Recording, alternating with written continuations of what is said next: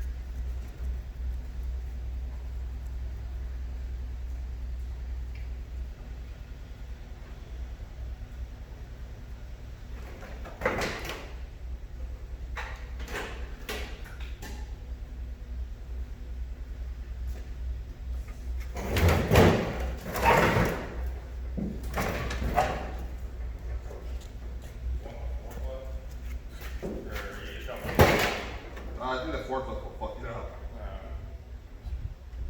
She's almost off.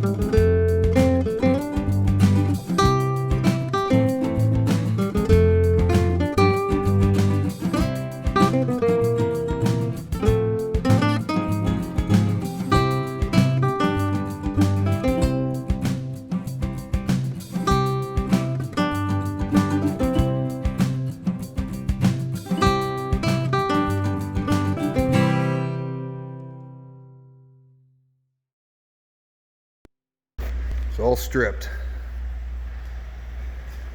Oh, I still gotta cut the bolts for the back bumper. I'll do that before I leave today too.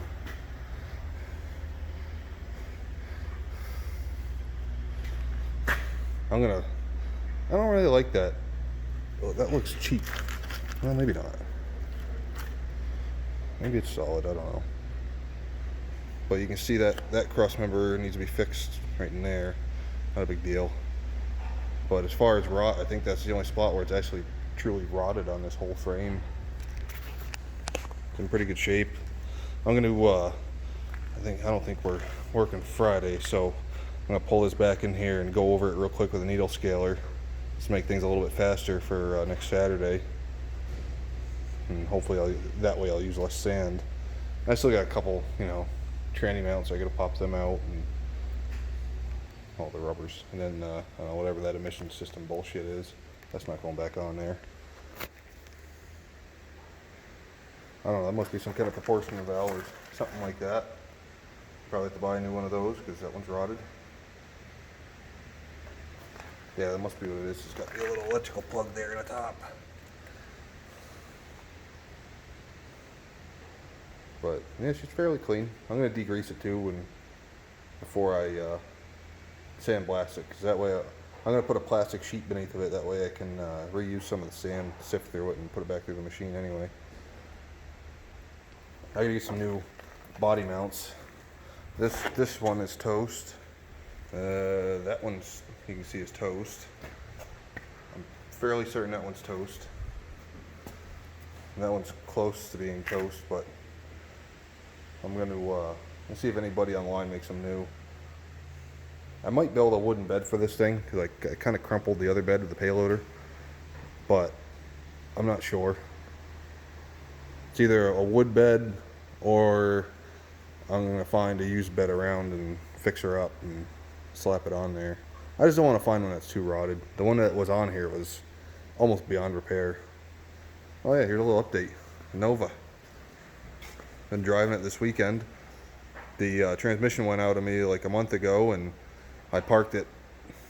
I don't know, it's been sitting for a month, and then Friday night I got a hair across my ass, and I went down to Napa and got a filter, some Lucas stop slip, and a couple new quarts of ATF, and put her in. It's been driving all right. I can tell the clutch packs for first and second are on their way out, but I think I can. Winter's gonna be here in a month anyway, so I think I can baby it till then. Then I'll pull the motor and tranny out, rebuild them both, and yeah. So that's the Nova.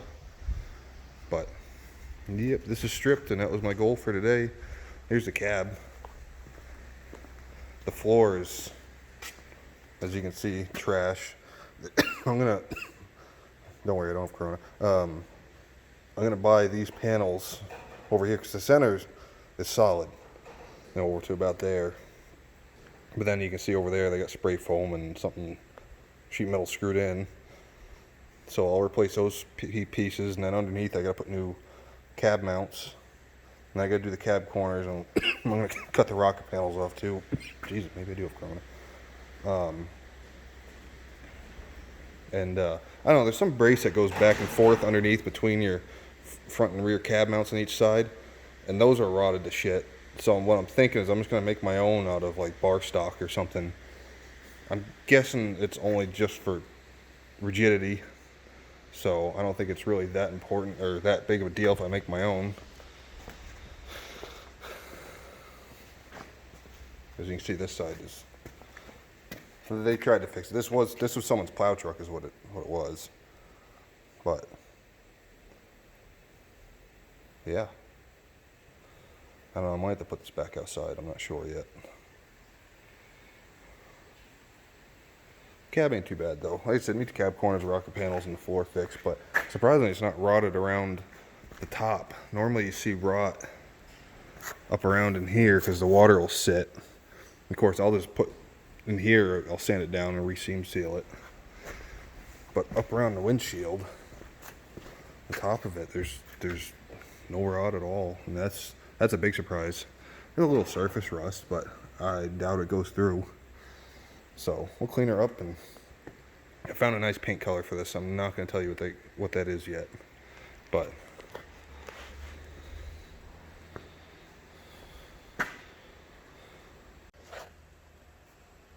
well, everyone, that's it for this time. You know, things are starting to happen now, so I'll be able to make videos a little bit more frequently. I didn't do a whole lot this summer. I just, you know, enjoyed the Nova up until it died. I was actually supposed to take it on a small road trip downstate there to see my buddy Bobby, and the fuel pump died the day that I was heading down. I was supposed to head down, and then I replaced the fuel pump.